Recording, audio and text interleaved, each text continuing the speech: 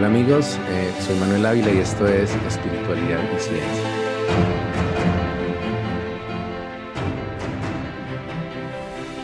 Y el día de hoy tenemos nuevamente un conversatorio. En este caso tengo una invitada muy especial, una gran amiga y una experta en temas de marketing digital y algunos otros temas también espirituales, por supuesto. Y pues hoy tenía ya desde hace un ratito como la intención de hacer una segunda parte o retomar el tema del episodio que hice sobre manipulación digital, porque hace poco el tema se volvió nuevamente a ver mucho en los medios gracias al documental de Netflix de Social Dilemma, el dilema social, me imagino que le llamaron en español. Pero bueno, súper contento de tenerte, Isabel Carreazo. Y, y bueno, pues primero que todo, para que tú misma te presentes, nos cuentes qué es lo que has venido haciendo en tu carrera profesional y un poco tu búsqueda espiritual también, si así lo quieres. Mi nombre es Diana Isabel Carreazo, porque mucha gente realmente me conoce como Diana Isabel Carreazo. Em, ¿Qué hago? Bueno, ¿cómo me presento? Nada, soy comunicadora social, también estudié cine y televisión y tengo una maestría que acabo de terminar en estudios políticos con Ujú. un alto enfoque en ciencia de datos o data science. eh, que fue, digamos, un análisis muy grande de datos de redes sociales. Hablando Ujú. más frente a lo que he hecho durante Sí. mi carrera, entonces he trabajado como periodista de investigación y periodista, pero también desde hace ya casi una década he trabajado en digital y en digital se entiende no solamente el conocimiento de reputación digital o Ujú. cómo ayudar a las empresas y a las personas a posicionarse en todos los canales digitales, es decir, redes sociales, páginas web, etcétera, internamente o al público. Eh, y también todo lo que tiene que ver con análisis de datos, que es un poquito de programación, no sé cómo hablarlo más en Como, platanizado, sí, sí. para que sea claro, pero en términos sencillos es cómo uno poder crear especies de aplicaciones o funcionalidades que permitan analizar un poco más los comportamientos de los usuarios para Ujú. tomar decisiones o en el caso Mm. de estudios políticos analizar el comportamiento o las emociones de las personas o qué los lleva a tomar ciertas decisiones políticas Ujú.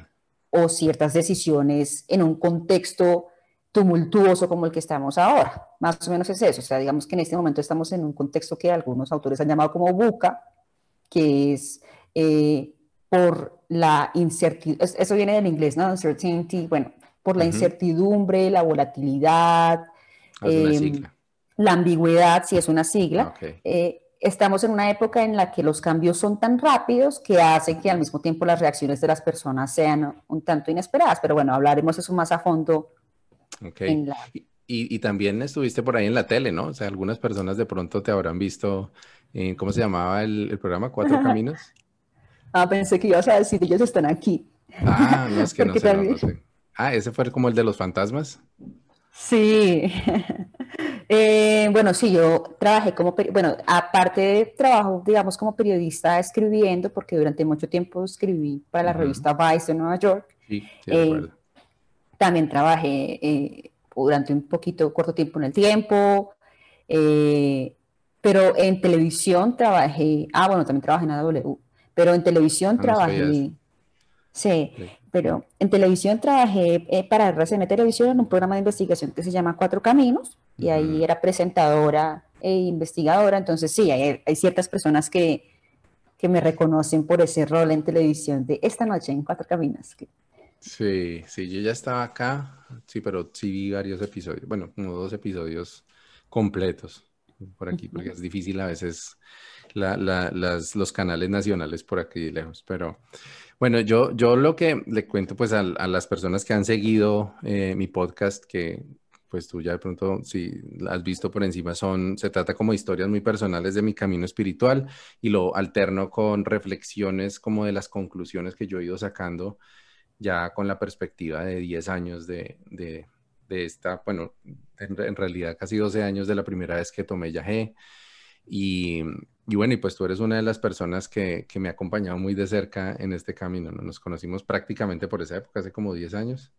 Mm. Eh, y, y recuerdo que además como de una forma muy especial que me acompañaste, bueno, que nos acompañamos en una toma de yagé bien bonita. No he llegado a esa parte de la historia en mis relatos del camino espiritual, entonces no voy a spoilear, Ok. pero, pero lo cierto es que fue como en un momento decisivo en la vida de ambos, ¿no? Que tú estabas Mm. también a punto de emprender nuevos proyectos, antes del tema de la televisión, ¿verdad? Fue Sí, que... o sea, tú lo contarás en la historia, pero pues digamos Ujú, que la toma fue la que me abrió muchísimas puertas hacia el exterior y sí, cosas que llevaron a que trabajara en increíble. televisión, etcétera. Sí, eso fue súper lindo. Y bueno, y pues después de eso, pues hemos seguido así como cada uno en su camino, pero de alguna manera también en contacto en momentos importantes. Y algo que de pronto, o sea, que además me hace muy cercano a ti es precisamente el hecho de que los dos hemos tenido, además del camino espiritual con el yagé, y bueno, cada uno tenemos también nuestras otras creencias.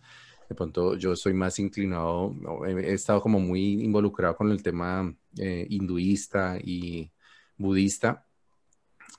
Bueno, y tú de pronto ahorita lo contarás un poquito sobre los temas que a ti te gustan de astrología y otras cosas, pero nos une mucho la visión también desde lo científico, porque tú ahorita estabas hablando de data science. Yo, pues, digamos que no he ahondado académicamente, pero sí, como desde mi punto de vista amateur, como de aficionado a la ciencia, sí he investigado mucho y bueno, también mi carrera ha sido en ingeniería, en administración y ahora estoy en finanzas. Entonces, eso también creo que es algo diferente, ¿no? Que no es muy típico encontrar personas que estén en las dos orillas, ¿no? Entonces, eh, pues para ir entrando en el tema, ahorita que tú contabas, bueno, primero que todo, cuando dijiste es Buca la sigla que Sí, mencionabas, me sí, sonó muy parecido a Dukkha, y Dukkha es un concepto del hinduismo justamente que se traduce del sánscrito como sufrimiento, ¿sabías? ok. Y es una de las, como es parte del Dhamma, que es como el código de conducta y de bien vivir del Buda, y se refiere como a esas cosas mundanas e insatisfactorias de la vida que causan sufrimiento. Entonces, pues como una coincidencia, Ok. pero, pero bueno, pero realmente el tema central que me gustaría que nos compartas desde tu visión es, además porque ahorita que nos narrabas tu experiencia trabajando en digital, es como estar en la boca del lobo, ¿no? O sea, en cierto modo, porque tú estabas del lado de las empresas que buscan utilizar la atención de los usuarios Mm.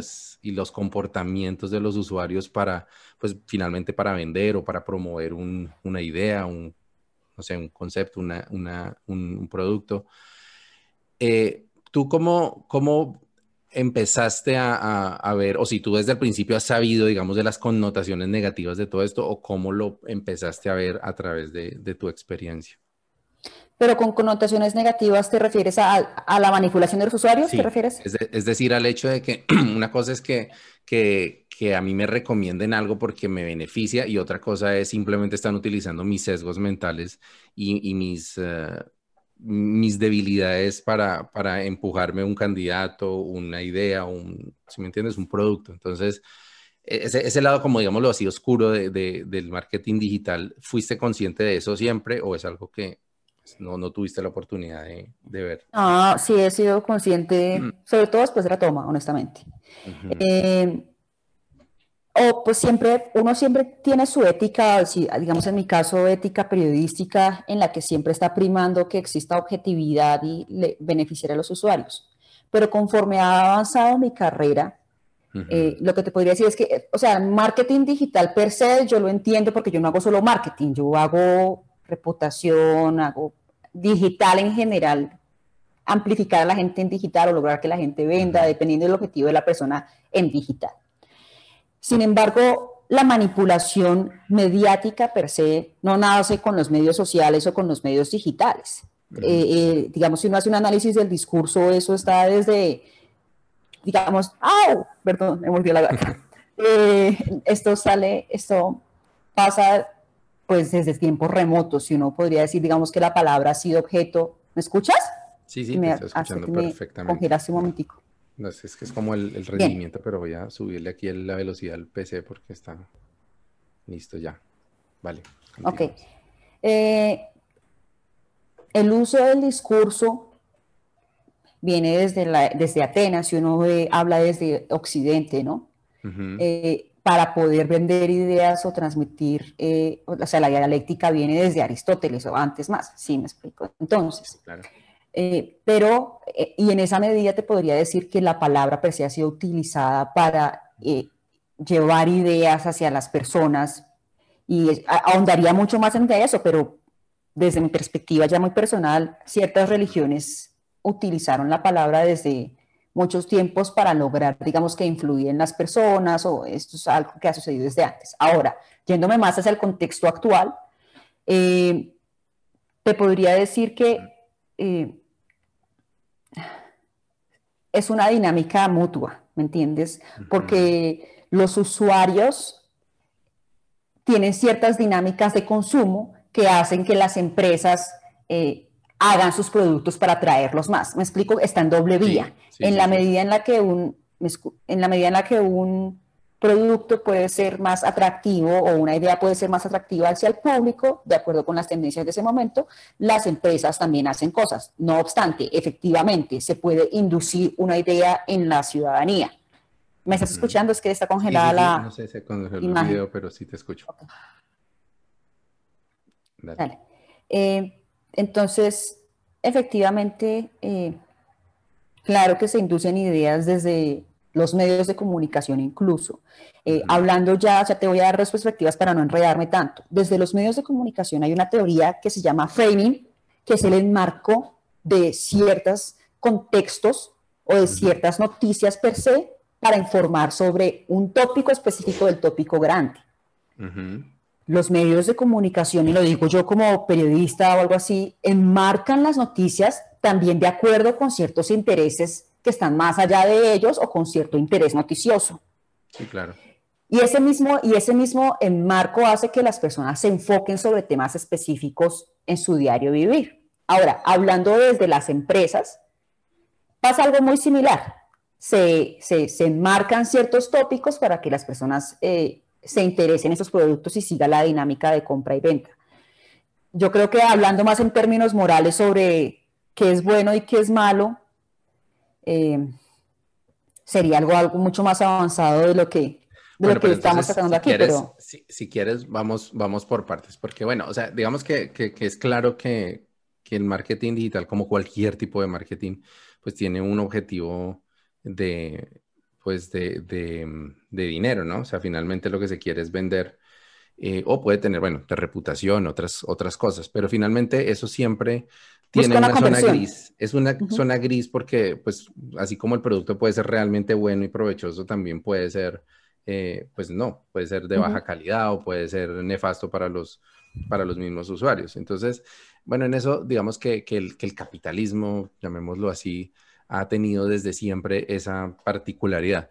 Pero lo que creo que hace diferente los medios modernos y las redes sociales, que es lo que mostraban en el dilema social, es el hecho de que ahora no hay una decisión humana netamente de por medio, sino que hay unos algoritmos que muchas veces ni siquiera son algoritmos como tal, sino la inteligencia artificial es decir, es capaz de detectar nuestros puntos débiles, mejor dicho. Y eso no es ni siquiera una persona que toma esa decisión, simplemente ponen un algoritmo de lo que se llama deep learning, que es todo este tema de retroalimentación, donde el algoritmo aprende sin que nadie le dé ninguna orden, que nosotros, por ejemplo, nos atrae el morbo, ¿no? O sea, que nos gusta ver, o nos gusta no, sino pues tenemos una atracción especial por lo que causa angustia, por lo que causa impresión, digámoslo así, malsana, ¿no? Entonces, el algoritmo empieza a darnos esos contenidos y finalmente pues terminamos, digamos, como en un tema donde no tenemos realmente ya el control de nuestras propias decisiones, que era un poco, creo yo, una de las conclusiones, donde decían, la gente cree que tienen el poder de decidir qué ven y qué no ven, pero no es así, porque estos algoritmos llegan a tocar una parte muy del subconsciente, o sea, es una parte y creo que eso, bueno, es parte de lo que no sé si tú llegaste a trabajar dentro del marketing, por ejemplo, estos temas de inteligencia artificial.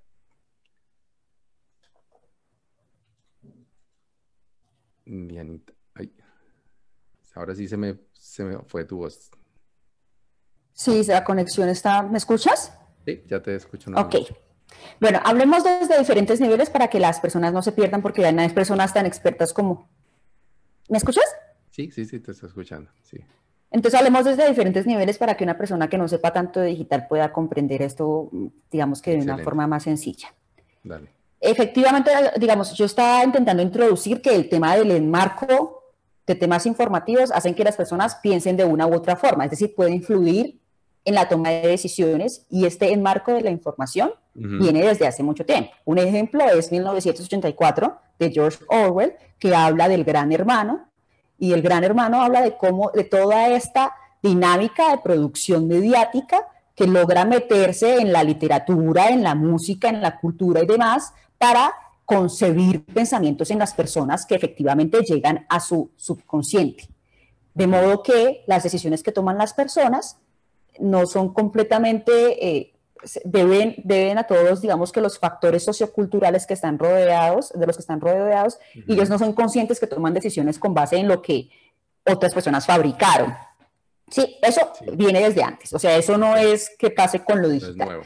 Ujú, Ujú. Pero entonces, hablando del cambio de digital, y eso es algo, digamos, que sí he estudiado, y es que ahora se suma que adicionalmente a que ya tenemos estos enmarcos que pueden suceder por medios de comunicación o ujú, por la cultura pop o por lo, etcétera, aparte de esos enmarcos, existe otra segmentación adicional u otro problema adicional, y es efectivamente el de las funcionalidades de los medios sociales o de digital, que una persona más experta lo conoce como los algoritmos. Los algoritmos son ciertas ujú, funcionalidades de las redes sociales que lo que hacen es organizar la información de acuerdo con intereses.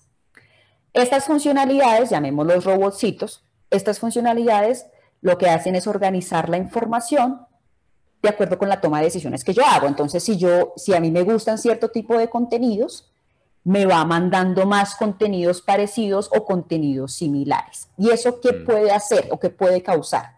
Que yo como persona crea que la mayoría de personas piensan como yo, lo cual es erróneo.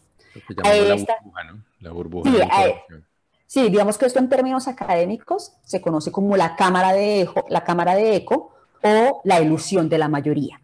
Y es que, por Ujú. ejemplo, si a mí me gustan las pelirrojas, y le doy like a una publicación de pelirrojas, voy a empezar a ver muchas publicaciones de pelirrojas y ahora creo que todos mis amigos o la mayoría de mis amigos les gustan las pelirrojas, lo cual es erróneo. Claro, permíteme ahí meter la cuchara ¿Y porque vas a ese es decir un algo? punto clave. Sí, ese es un punto clave y es que las Se cortó personas la tienen, comunicación.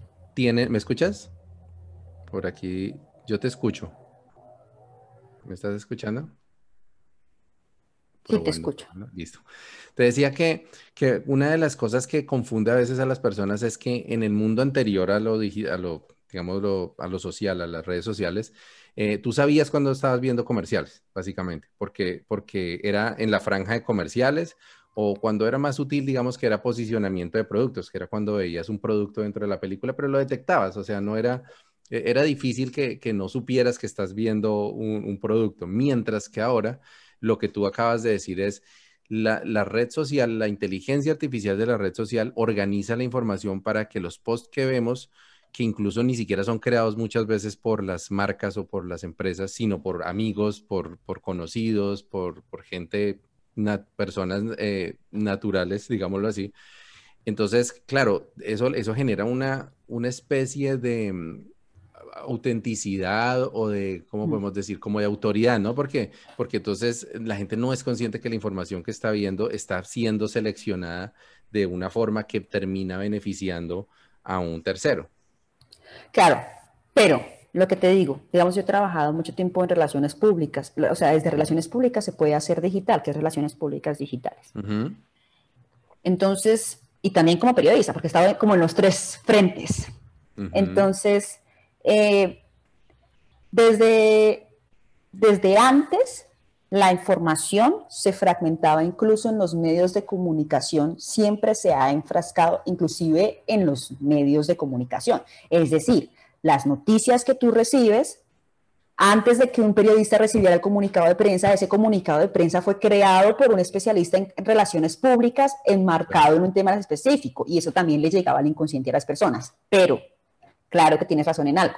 Y es efectivamente con digital, o desde que empezó la revolución digital a través de Internet, gracias a Internet y los medios sociales, lo que ha sucedido es que se le ha empezado a dar más validez a cierta información completamente falsa. Es decir, los medios de comunicación dejaron de ser el cuarto poder o el único poder que hacía eso, y ahora esto está, digamos que masivo. Cualquier persona puede crear cualquier tipo de información que no necesariamente es cierta, y ahí viene el término fake news, Sí. que fácilmente se puede viralizar.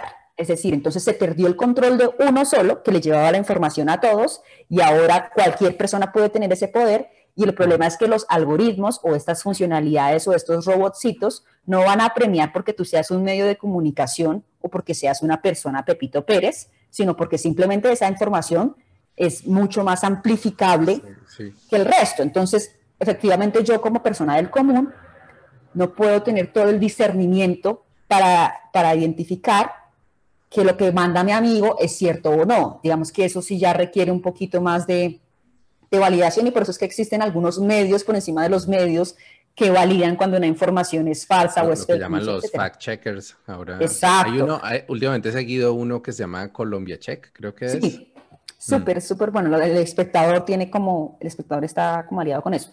Pero entonces, no todas las personas van Ujú. a irse como nosotros. Hice una invitación, por supuesto, a las personas a que doble investiguen eh, lo que están leyendo.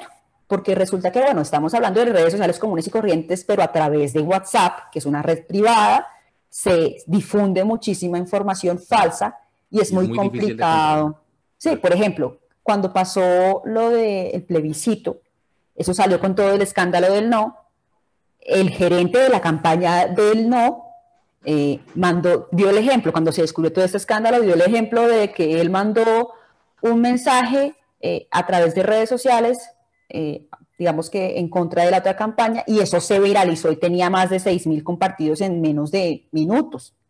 Y eso les benefició a ellos como campaña, que no era cierto. ¿Me explico? Eso fue un tema relacionado con el no, por ejemplo. Entonces, pues una persona, por ejemplo, que no tiene acceso a Internet, sino solamente a su WhatsAppito, no va a tener la Claro. capacidad de validar No, eso. Una y lo persona que del te campo, decía por ejemplo. y lo que te decía de la validación del contenido, porque es que si a ti esa información te la envía alguien en quien tú confías, tú Claro. ya estás determinando, bueno, esto tiene que ser cierto. Y mira que una de las cosas que yo me he dado cuenta aquí, por ejemplo, es que, bueno, quienes sabemos un poco más de esto y tenemos un poco más de conciencia de las capacidades perversas de la tecnología, que pues también tiene todo su lado bueno, pero que pues somos conscientes de Mm. la parte oscura, pues tenemos la malicia, ¿no? O sea, uno empieza a sospechar cuando algo es muy probable que no sea cierto, pero también a veces hay como una, digámoslo así, como un egocentrismo de quienes sabemos de este tema, de pensar que es que los que no, los que creen esas noticias falsas es que son muy bruticos. Y resulta que hay gente súper educada o sea, yo por lo menos amigos en los Estados Unidos y aquí en Canadá, que son gente con estudios, con maestrías y que han pasado digamos, masificado esos fake news y en cosas que uno pensaría que es más evidente que son mentira. Es que desde mi perspectiva, la educación académica no implica Ujú. el discernimiento, ¿no? Eso es un tema más cultural que prima la educación académica convencional, que también se creó con un pensamiento capitalista. ¿Sí me explico? Sí, Eso sí, ya es claro. algo que no viene al tema, pero eh, con relación a lo que tú dices, digamos que debido, y ahí viene de nuevo la sigla VUCA, que es volatilidad, incertidumbre, ambigüedad y la complejidad del momento en el que vivimos, la inmediatez es clave. Entonces, Sí. ¿qué pasa con la inmediatez? Y eso pasa con los centennials en la actualidad, y es que están tan acostumbrados a recibir información tan a rapidez, o sea, la infoxicación de la que se habla ahora, que muchas veces las personas no deciden darle esa doble validación a la información que reciben y la dan por cierta per se. Esa puede ser una razón, por ejemplo, que reciben tanta información que lo que medio capta su atención de una vez lo replican sin siquiera validar.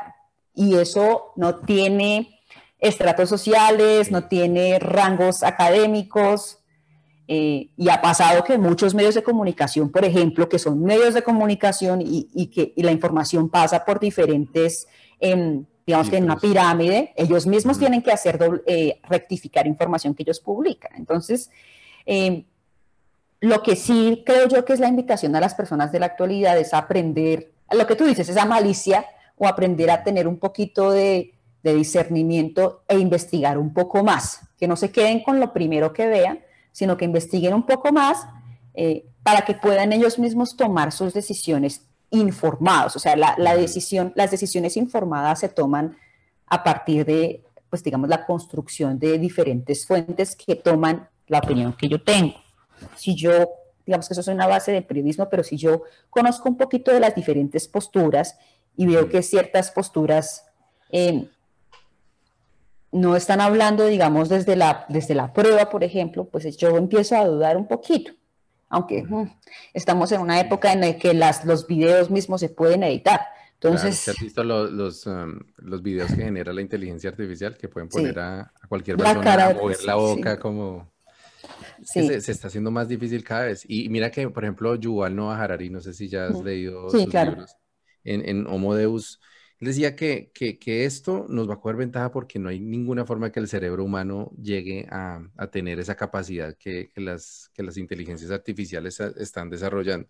Y que, por lo tanto, en este momento se está volviendo más importante decidir en quién confiamos. O sea, en otras palabras, aceptando que no vamos a tener la capacidad de tener 100% de control de nuestras decisiones, la decisión en últimas que podemos tomar es en dónde, por ejemplo, a quién le entregamos nuestra información. Un ejemplo, o sea, yo te cuento que yo creo que te había comentado ya, yo decidí abandonar Facebook. A ver, lo tengo abierto porque ahí pongo comparto este podcast, pero yo no pongo absolutamente nada personal, no leo lo que publican ahí, escasamente miro si alguien me escribe un Messenger, ¿no? Y también salí de WhatsApp porque mi decisión fue, yo no puedo cerrarme a lo digital, pero sí voy a limitar la información que una sola empresa tiene sobre mí. Entonces decidí que del mundo Facebook solamente me quedo en Instagram. O sea, Instagram sí, ahí estoy, pero dije, por lo menos que no tengan también mis conversaciones de WhatsApp, todo lo que uno publique en Facebook. Y entonces como lo que llaman compartimentizar, que es, bueno, tengo una parte de mi información aquí, allá y allí, pero después de que tú decides a quién le confías tu información, casi que estás poniendo como un cheque, o sea, yo ya me voy por ahí porque sé que la información que me va a llegar, yo no voy a tener la capacidad de discernirla en un 100%. Ya ahí te iba a decir ahí yo el vainazo, yo Instagram, ¿qué? Porque te hace en Instagram. Sí. Pero bueno, lo que yo creo, Manu, es que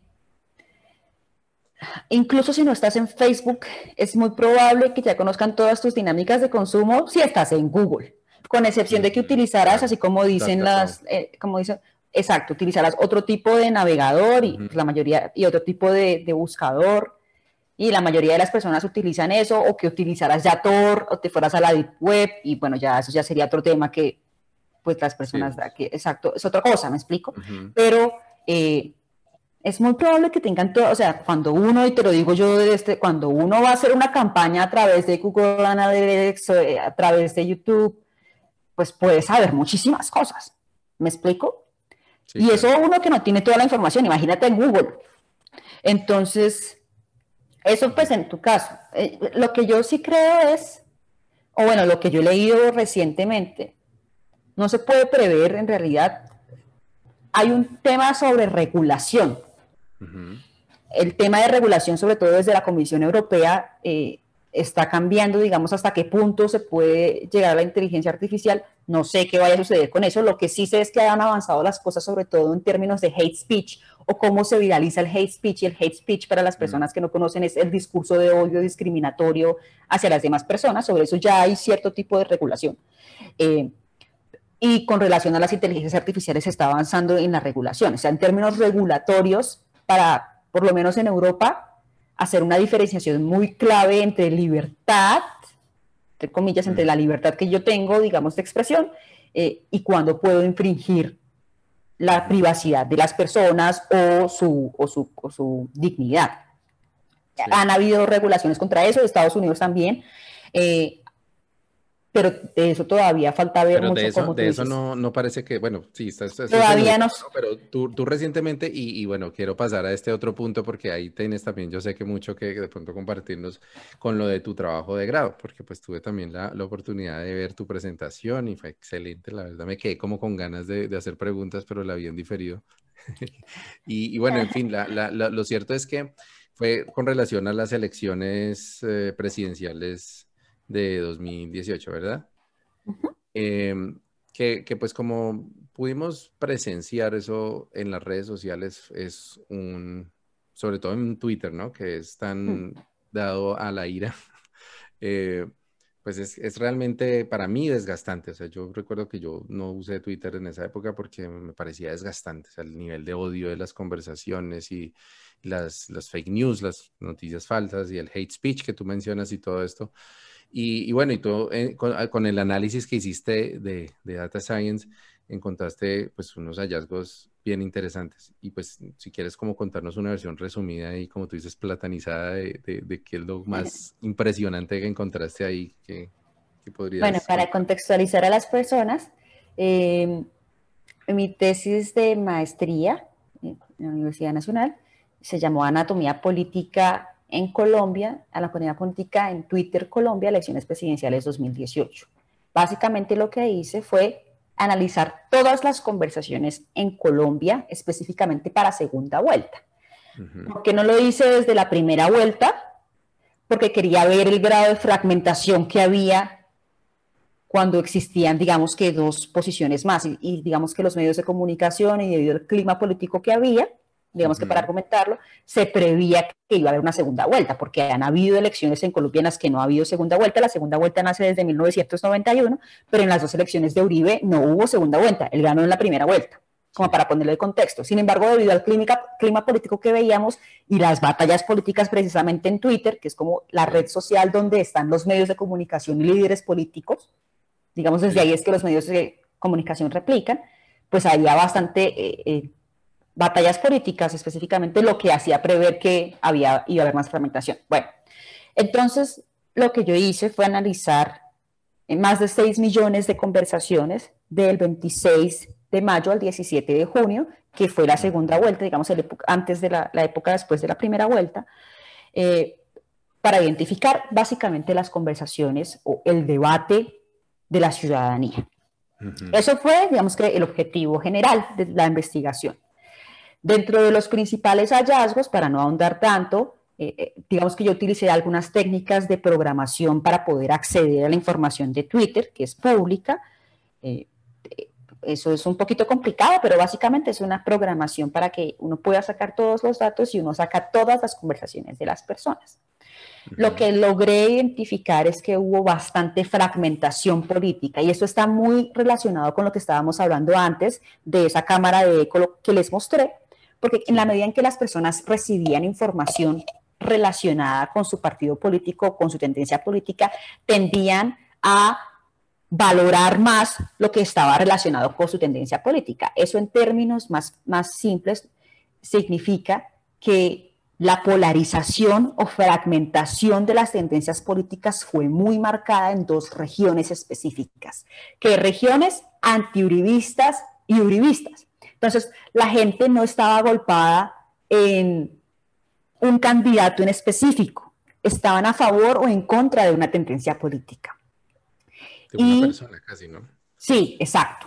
Y inclusive si existían pequeñas burbujas o burbujas del petrismo o de los exfajardistas o de los pro voto en blanco, etcétera, todos ellos se agolpaban en contra de la otredad, que en este caso eran los uribistas, por ejemplo. Entonces, aparte de esa gran fragmentación o gran segmentación, como yo lo llamo en el trabajo, se logró identificar que la principal emoción que las personas en la que las personas expresaron fue el odio. Sí. O sea, fuera de emociones desconocidas, las personas se expresaron directamente con odio. Y aquí no estoy hablando de hate speech que hace referencia a que yo discrimino a una persona con otra, porque, por ejemplo, perdón la palabra que voy a utilizar acá, pero tú podrías decir marica. Escribir en Twitter, marica, ¿cómo estás?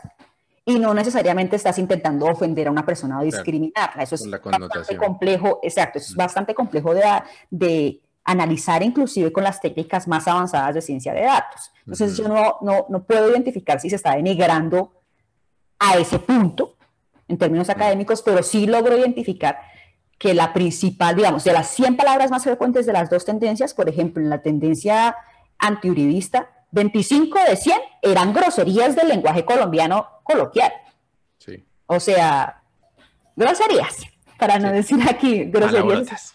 Palabrotas. Y en el caso de la tendencia uribista, se enmarcaron, y aquí viene mucho lo que estábamos hablando, se enmarcaron demasiado en el castrochavismo, lo que le hizo a las personas replicar muchísimo más información relacionada con Venezuela, al punto que Venezuela fue el segundo país del mundo en el que más participaron las personas en esa época de elecciones.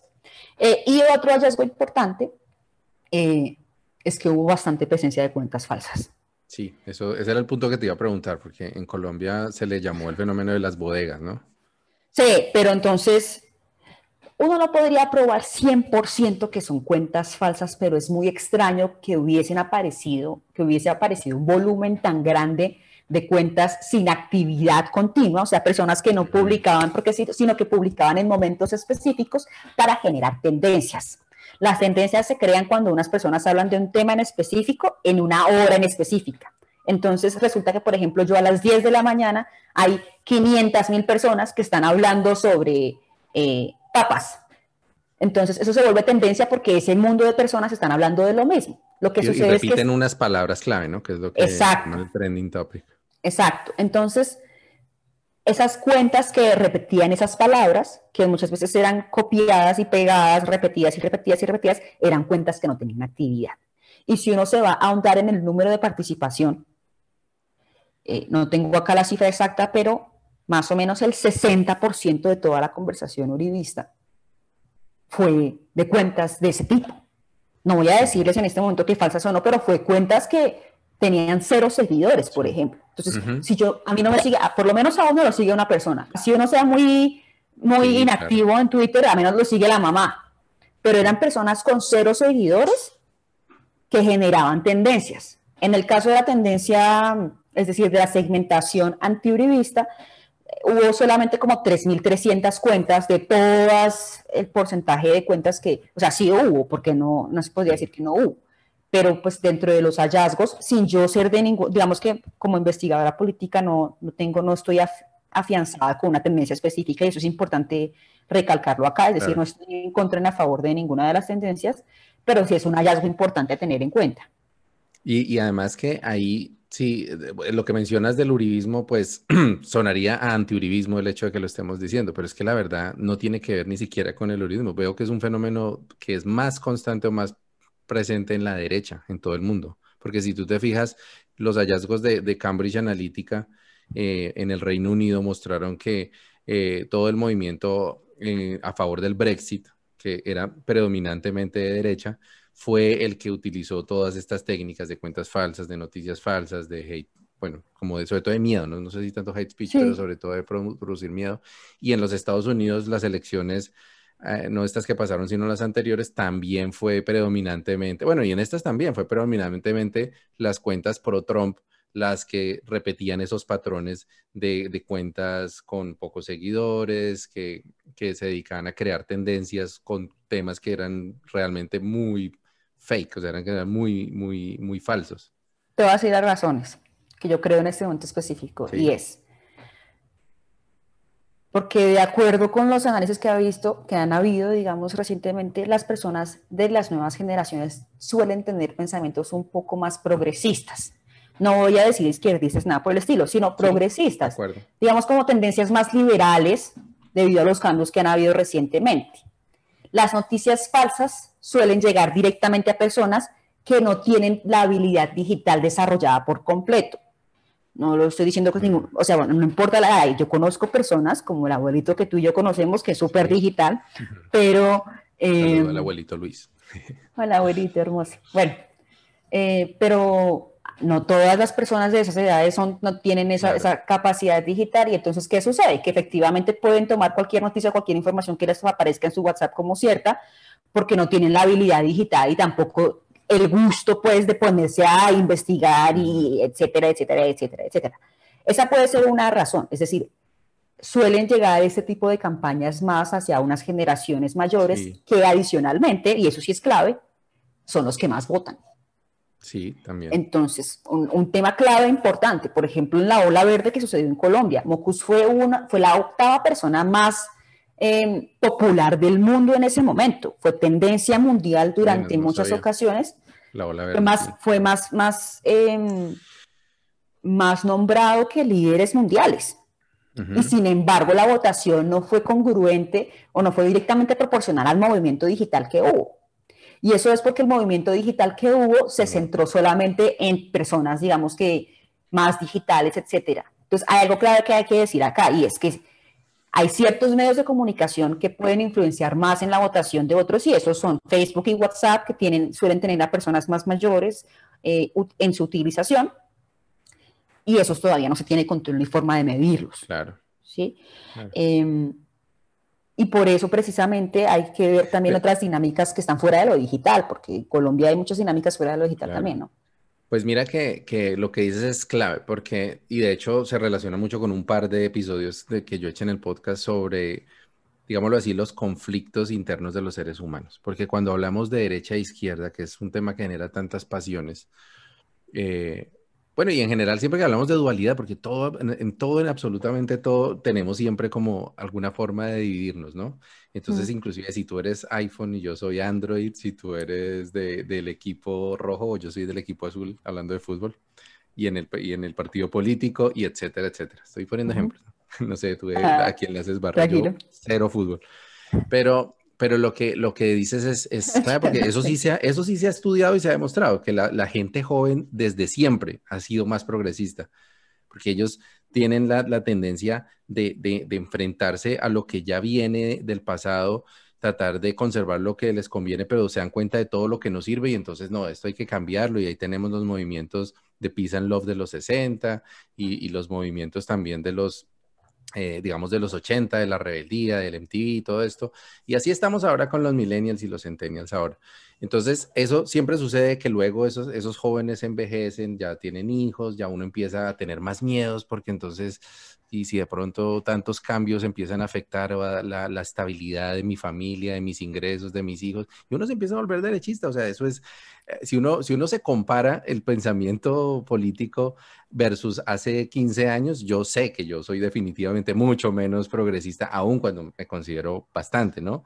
Pero mira que, claro, lo que dices con respecto a que por qué es más efectivo todo esto de la manipulación digital sobre esas generaciones que no han crecido en lo digital, que de pronto no se desarrollan tan bien, pues son personas que los mayores siempre van a tener más miedos en su conjunto y pues menos capacidad de discernir estas cosas. Yo he visto, por ejemplo, no sé si te fijaste en tu investigación, pero he visto un fenómeno o lo vi durante las elecciones en lo poco que miré redes sociales de Colombia, pero lo noté y es que cuando aparecían noticias falsas que favorecían a Petro, los mismos petristas decían, eso es mentira, nos puede hacer daño que está repitiendo eso que no es cierto. No sé si llegaste a notar eso. No creo que haya sido masivo, pero sí lo vi varias veces, que la misma gente se da cuenta que estaban tratando de utilizar un fake news para apoyar a Petro y la misma gente decía, eso nos puede hacer más daño. Sí, lo que pasa es que no fue en masa. A lo que me Claro. refiero es que, o sea, digamos, como mi análisis fue de grandes datos, yo analicé 6 millones de Ujú. conversaciones. Si eso Mm, hubiese sido tendencia, yo lo hubiera visto. Es decir, si hubiera sido algo muy grande, como por ejemplo la consulta anticorrupción, que fue más importante inclusive que algunas elecciones, yo lo hubiera visto. Claro. Pero, o sea, sí, claro, efectivamente Y es que hubo más denuncias. no era fácil que fuera masivo porque también era más sutil. O sea, yo por lo menos las noticias falsas antiuribistas que vi eran generalmente fotos de Uribe con alguien o de Duque con alguien, que Pues resultaba te voy a siendo decir una algo que foto sí es clave. editada. Quiero decirles un término que sí creo que es importante y es el de la ciberdemocracia. La ciberdemocracia hace referencia a que las nuevas dinámicas de la democracia pasan al terreno digital. ¿Por qué pongo ese término sobre la mesa? Porque sí han habido manifestaciones en las que las denuncias de las que tú hablas han tenido repercusión fuera de lo digital.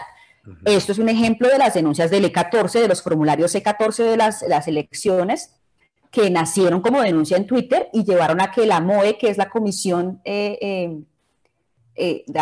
de Ordenación Electoral, o sea, la que investiga, digamos, el tema electoral, la MOE hicieron una investigación adicional que probó que hubo incongruencias o falsedades en un porcentaje importante en la primera vuelta, por ejemplo.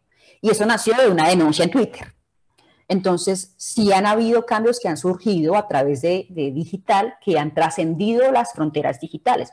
Otro también, hace mucho tiempo, en el 2008, la de la marcha de la voz contra las FARC, un Sí, millón de voces claro. contra las FARC, fue creada por una sola persona, un solo hombre, en Barranquilla, en la soledad, creó su grupito de Facebook y logró que más de 4 millones de personas se convocaran en todo el mundo contra eso. Pero fue a través de Facebook, cosa Sí, sí, recuerdo.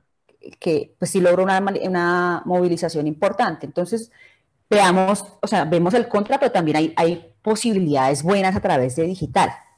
Lo que tú estabas comentando, o sea, no lo voy a poner sobre una tendencia específica, pero en la medida yo creo en que vayan avanzando, porque también hay manipulación a través de votaciones digitales, ¿sí?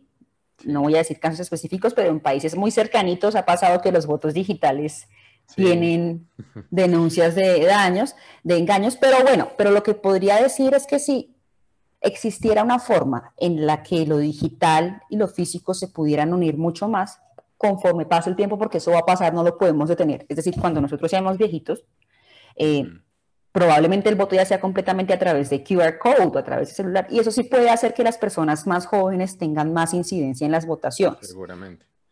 En este momento te puedo decir que solamente a través de denuncias como la de los E14 hizo que la MOE tuviera esa investigación. Ujú. Pues mira que bueno, ya para también empezar a hacer como ese puente entre lo espiritual y lo que estamos hablando, uno de los conceptos que yo he venido tratando en este podcast ha sido el del naturalismo poético, que se refiere a los lenguajes y las narrativas que tienen un contexto mágico, que tienen como unos elementos místicos que se basan en lo real, o sea, que son simplemente lenguajes para explicar la realidad, para darle como una forma más cercana a la realidad. Y esto es un concepto que hay varios científicos, entre ellos Brian Greene y Carroll, pero olvidé el nombre, pero que han planteado que uno puede hablar de una forma poética de la realidad y sin faltar a la verdad. Entonces, cuando yo, o sea, el análisis que yo he venido haciendo sobre muchos temas espirituales es ese acercamiento. Todo se basa en cosas reales, físicas, tangibles, pero se pueden explicar de una manera mágica. Entonces, una de las, digamos, de esos lenguajes que yo he venido utilizando en el podcast es el de la Matrix, ¿no?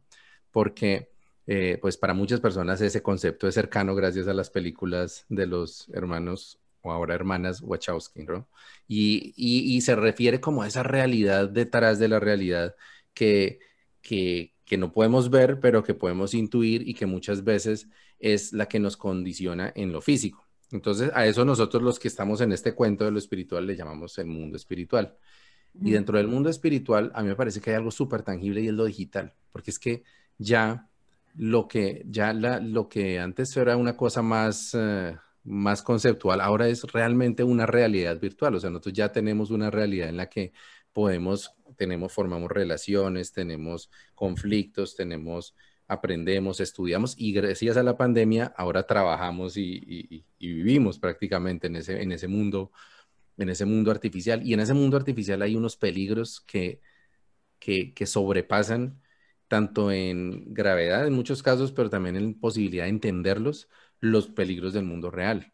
Y yo ponía como un ejemplo en algún momento es que ya esto democratiza el crimen, porque anteriormente los peligros solamente estaban en los países del tercer mundo y a uno lo atracan solamente saliendo a los lugares peligrosos en ciudades peligrosas, pero ahora con lo que estamos viendo es que ahora el crimen es principalmente a personas acaudaladas, también mayores, cibercrimen, ransomware, todos estos peligros que hay, manipulación digital, tenemos el mercadeo de nuestra atención, y todo esto está sucediendo como en un entorno virtual, en un entorno que es una parte de la realidad que no podemos ver.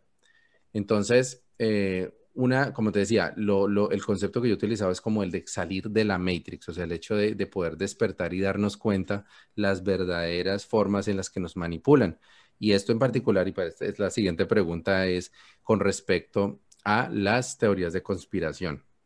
Porque todos tenemos como ese instinto de pensar que hay algo, que hay gente que manipula, que mueve los hilos detrás, y eso está súper en boga. Ahorita me imagino que habrás escuchado todas las que hay. No sé si has escuchado lo de QAnon en Estados Unidos, que básicamente Mr. Trump es un salvador, o sea, es una especie de Ya, sí. Jesucristo. Y mira, no te imaginas, yo conozco ya varias personas espirituales, o sea, personas que yo he conocido en el camino espiritual, que honestamente creen que Donald Trump es un ser de luz que está ahí luchando contra las tinieblas y tratando de acabar con el estado oscuro, ¿ya? Y bueno, y entonces me he puesto un poco yo también en la tarea de investigar y pues tratar de echar un poquito de luz en el asunto, porque pues hay unas cosas que me parece que se están saliendo de control. ¿Tú cómo ves este tema de las teorías de conspiración y de pronto en Colombia, cómo lo percibes? Que yo creo que es diferente a como se ve acá. Lo que pasa es que en Estados Unidos suele haber, digamos que con relación a las teorías de conspiración en Estados Unidos suele haber más, no sé si por su cultura, pero suele haber una gran facilidad para que las personas las consuman más, o no sé si es por, no tengo demasiado conocimiento sobre el tema, ¿no? No quiere decir que a Colombia no lleguen, pero creo que son más proclives en Estados Unidos a este tipo de teorías y puede ser algo que no sostengo por si alguien está en contra, pero debido a la formación anglosajona, pues de la formación, digamos, que vino de Inglaterra, etcétera, todo este puritanismo americano hace que las personas tengan ciertos patrones culturales en los que a veces ni siquiera es tan necesario tener tantos estudios académicos. Entonces, en Estados Unidos, a pesar de los más de 300.000 millones de personas, 300 millones, perdón, a pesar de los 300 millones de personas que tienen en su población, las personas, si tú miras, digamos que las personas que tienen estudios académicos o etcétera, no son tantas en comparación con la población trabajadora pura y dura, debido digamos, a su cultura trabajadora,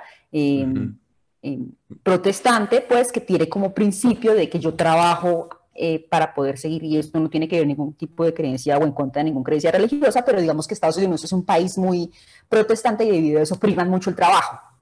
Entonces, ¿qué significa esto? Porque tengo amigos grandiosos de Estados Unidos, iba a decir algo aquí, un paréntesis pequeño, pero por ejemplo, una de las investigaciones grandes que yo hice, que fue la de los adoptados, fue gracias a ti, porque fue gracias a una prima tuya que yo empecé esa investigación tan gigante, que es una de las investigaciones más grandes que hice. Pero bueno, entonces, y ahí conocí muchísimos estadounidenses, es decir, más de 1.000 personas fue mi investigación con adoptados colombianos que nacieron en Colombia, pero que fueron adoptados y uno logra ver, digamos, porque yo estoy en esos grupos de todos ellos todavía, pues porque me volví amiga de ellos y todo el cuento, que la facilidad con la que consumen noticias falsas y todo el tema de conspiraciones. Pero fíjate que de hecho esa fue una conspiración que resultó siendo cierta, ¿no? O sea, que muchos de esos adoptados eran llevados ilegalmente Sí, niños que no sabemos si se los robaban o los entregaban las mamás o se los... Sí, eso fue o sea, finalmente es una sí, conspiración que resultó siendo cierta, ¿no? sí. Es que yo creo, es que ese es un tema muy delgado, el tema de las conspiraciones, porque cuando tú sueles ir en contra del status quo, te lo digo yo como periodista, porque yo recibí amenazas y tuve protección durante más de un año por todo el tema de los adoptados, Sí, es no que si sabía tú eso. sueles ir en contra del status quo como periodista, es fácilmente pues, que no puedas informar más. Sí. Pero entonces, con relación a las personas que suelen creer cualquier video de Dross o cualquier cosa que Ujú, ven de conspiración, yo creo ujú. que es importante sobre todo invitar a las personas a investigar un poco más y no creer per se la primera fuente que ven. Es importante eso. Sin embargo, Bueno, pero déjame ahí meter la cuchara para preguntarte, ¿tú cómo les aconsejas a una persona que escasamente sabe, a ver, saben usar Google, Facebook y WhatsApp? ¿Qué hace esa persona cuando le llegue una información que lo asusta? hay una frase hermosa de una maestra mía, que es maestra tuya, que se llama Mara, y ella me enseñó algo que es, ante la duda, no. Ujú, Entonces, si hay algo que me está generando medio suspicacia, mejor no lo creo a ciencia cierta. Si no ujú, tengo pues todavía los medios para investigar algo más, mejor lo pongo un poquito en duda. ujú. Eh, Sobre todo porque las decisiones que yo tome con relación a solamente esa pequeña información pueden afectar la vida mía y de otros. Entonces, Claro. por ejemplo, si a mí me llega algo que dice que el Clorox va a quitar el coronavirus, por ejemplo, lo dudo un poquito, Claro. lo dudo un poquito, no, lo dudo un poquito, eh, pues porque creo que si a mí me genera cierta suspicacia algo es mejor, es que es muy complicado ahora Mejor con las abstenerse. noticias. Mira que Sí. yo un poco lo que, porque he leído y he visto también unos videos tratando de, pues yo entiendo el tema de las conspiraciones. O sea, primero es muy natural porque los seres humanos las necesitamos, o sea, necesitamos esa forma de pensar. Porque lo que yo siempre me refiero a nuestros ancestros cazadores recolectores. Para alguien que vivía en las cavernas o en la sabana, veía algo en la oscuridad y generalmente pensaban que era lo peor, ¿no? Entonces, Ujú, si algo se movía rápido, es una serpiente. ¡Pra! Y tanto así que el cerebro humano tiene unos circuitos específicamente diseñados para detectar serpientes o cosas parecidas a serpientes. O sea, durante millones de años fueron el coco de los humanos.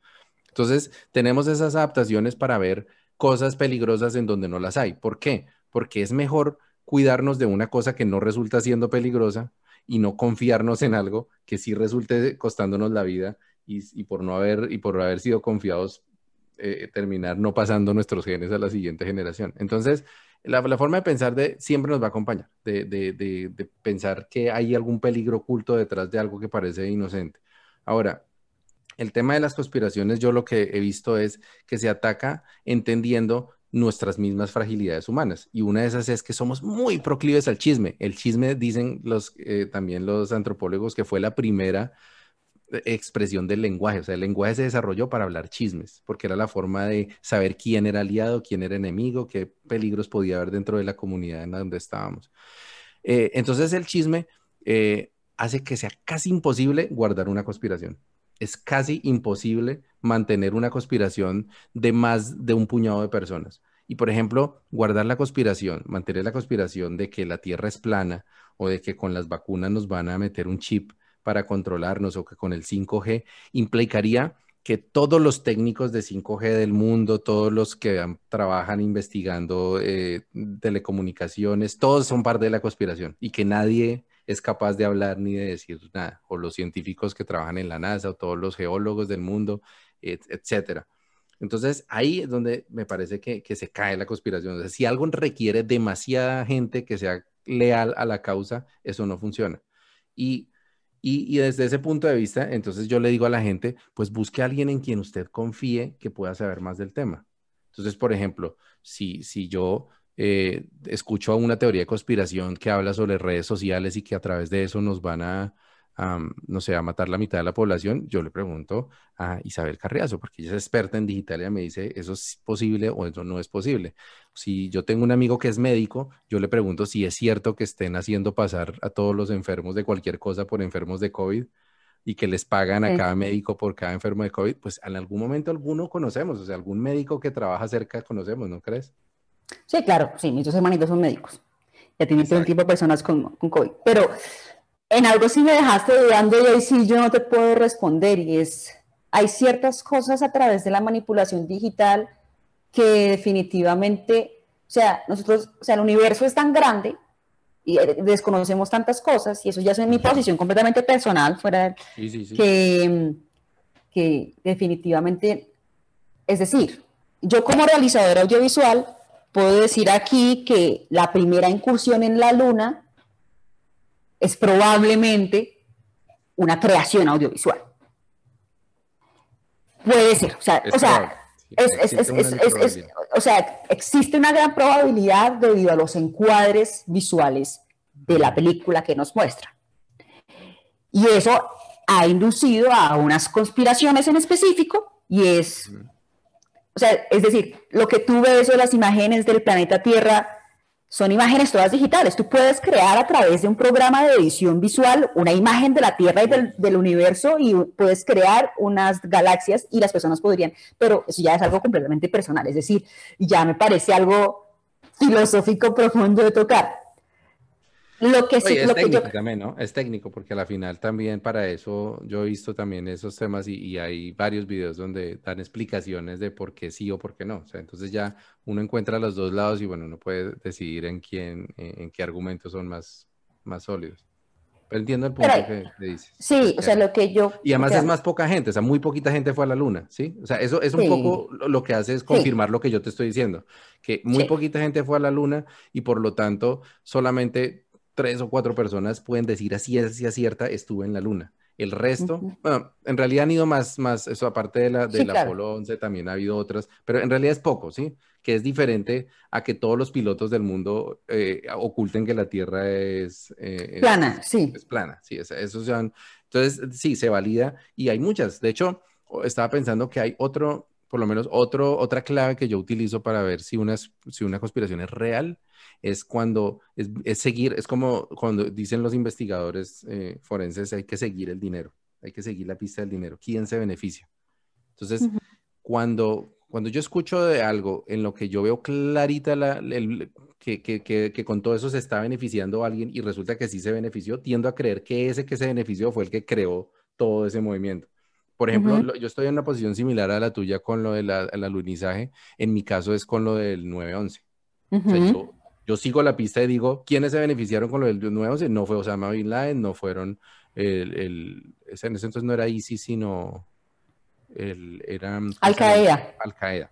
Ellos no se beneficiaron, o sea, ellos les cayó el mundo encima, pero los que sí se beneficiaron fueron los contratistas de las petroleras que fueron a la reconstrucción y a sacar, pues, y a montar allá las petroleras en Irak.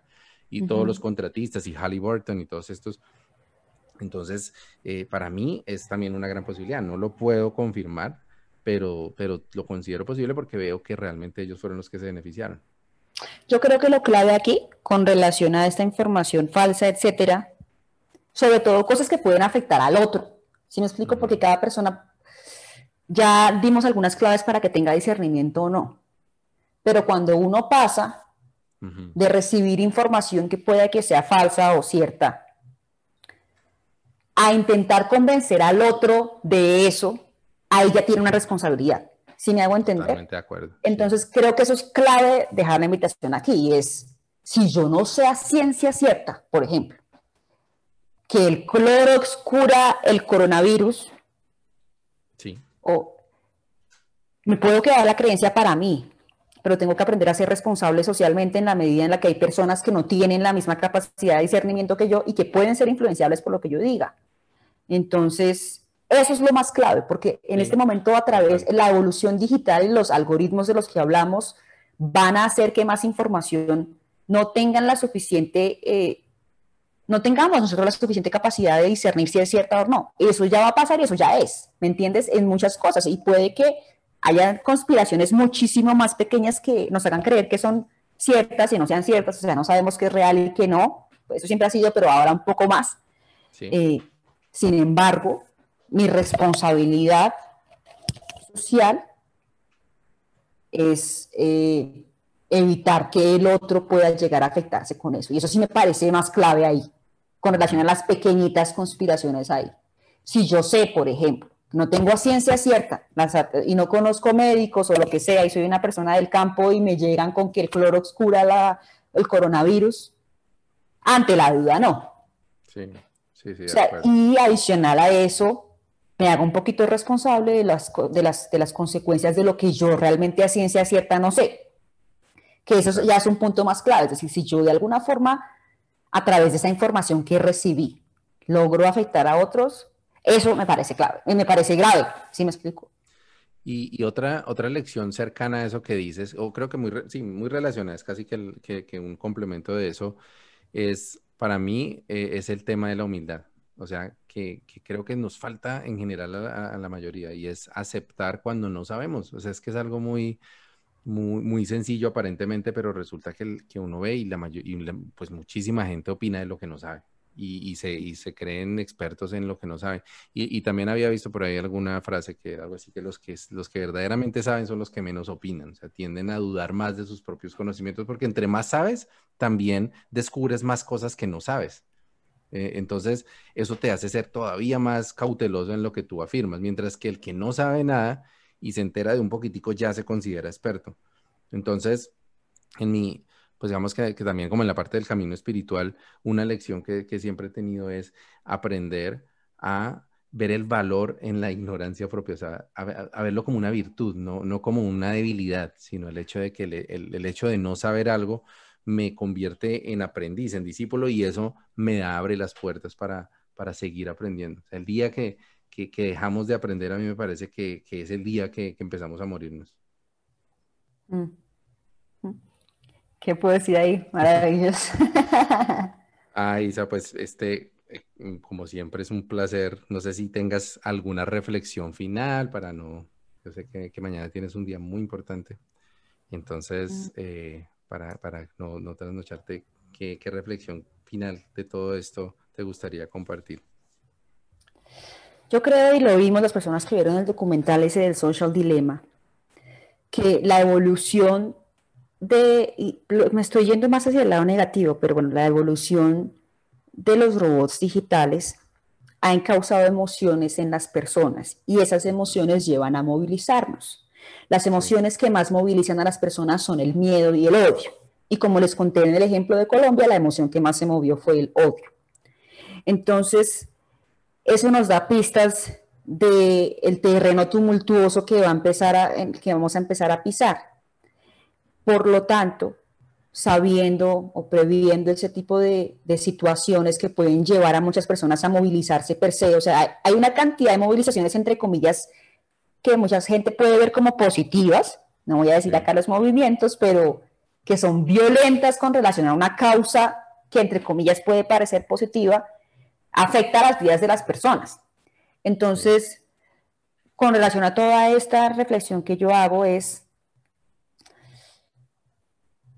carachas, es que es muy difícil diferenciar entre lo que el cerebro, el yo le dice a uno y el corazón le dice a uno. Es decir, diferenciar entre el corazón y el cerebro es algo complicado, pues.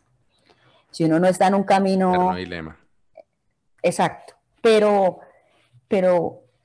sobre todo, la invitación es sobre todo a tener un poquito más de discernimiento y a tomar decisiones informadas. Las decisiones informadas se toman a partir del conocimiento. Si yo tengo la posibilidad, así yo sea un abuelito o algo, de ver diferentes fuentes, voy Ujú. a poder construir una noción un poquito más fuerte con relación a un tema y no dejarme convencer, que es lo que pasa inclusive con muchos jóvenes ahora. No es que yo sea mayorcita tanto, pero con muchos Esos jóvenes ahora que se... jóvenes. no, pues gente más joven, que se mete a movilizaciones Mm, sin tener contexto de nada. O sea, y aquí estoy, digamos, yendo en contra un poquito de lo que dije antes, y es que yo te decía que las personas jóvenes suelen ser más progresistas, etcétera. Sí, efectivamente suelen ser más progresistas, pero efectivamente debido a la volatilidad de la información que hay, la gente se está movilizando y llevando sus emociones a hacer movilizaciones o a hacer violencia sin tener conocimiento a mayor profundidad. Es decir, es que en este momento, o sea, la atención humana, un pez tiene 8 segundos para captar algo. El ser humano tiene 9. Entonces, si tú haces un mensaje que tiene 9 segundos, ya logras y captas la atención de la persona. Y si yo soy una persona que no tengo mucho discernimiento del tema y captura una emoción mía, me puede llevar a movilizarla. Sí. Entonces, de pronto, en toda esta volatilidad que estamos viendo, mi invitación es, uno, a tomar decisiones informadas y dos, un poquito a la calma. O sea, el discernimiento lleva a la calma. Y la calma nos lleva a movilizarnos un poquito menos. Sí, exacto. O sea... Y mira que cuando tú dices movilizas, que nos estamos movilizando, esas causas a alguien le convienen, alguien está manipulándonos, que ahí viene entonces el cierre del tema de hoy es, en muchos casos, cuando nos sentimos como con esas emociones así desbordadas de odio, de rabia, de indignación, es lo que tú dices, o sea, como parar y analizar, porque muy seguramente estamos siendo víctimas de manipulación, porque ahí nos quieren poner en la calle y no sabemos si realmente es para nuestro real beneficio. Genial, bueno, esa es como la invitación, es difícil, pero pues aquí estamos, los que nos conocen, nuestros amigos ya saben que en este tema pues hemos investigado un poco, pues tú eres la experta, así pero a mí también en cualquier cosa que me puedan consultar, ahí estamos para ayudarnos, porque creo que también hay una responsabilidad de los que sabemos un poco más sobre este tema, por lo menos del círculo cercano que tenemos. Anden con cuidado, pregúnteme. A mí me preguntan todo el tiempo. No sé si a ti te pasa, que me preguntan, ay, ¿será que esto es cierto? Me llegó esto. La lotería de Bill Gates. No tanto, pero pues no, igual yo no experto. Creo que todos estamos en un camino de aprendizaje. Total. Pero pues nada, efectivamente, ante la duda no. Me quedo con esa frase. Bueno, te agradezco infinitamente, súper chévere la conversación. Ya tengo en mente otro al que te voy a invitar, pero pues todavía falta un poquito porque tengo que hacer un episodio antes narrando un par de historias, pero creo que este tema se conecta mucho con ese, que es el de las sectas. El peligro de las sectas. También es manipulación mental. Ese tema Wow, ese de las tú sectas está sabes bueno. bastante, porque también por ahí te mandé, yo a veces te mando por allá a la guerra, oye Dianis, qué cosa, es que mandándote a la guerra y tú ya teniendo escoltas por esas ideas geniales, Dios mío. Uy, acabo de recordar que el que me mandó a la guerra de la secta fuiste tú. El que me mandó. Bueno, listo. Ay, Dianita, bueno, ahí vamos descifrando esta relación de que nos vamos mandando a hacer tareas espirituales. Carachas, sí, señor. Bueno, Bueno, un gracias, abrazo del alma, muchas gracias y bueno, no sé, después despedir. No, muchas gracias y mucho amor a todos y mucha luz para tener discernimiento. Que estén muy bien. Así es, y para todos, buen camino y buena brisa.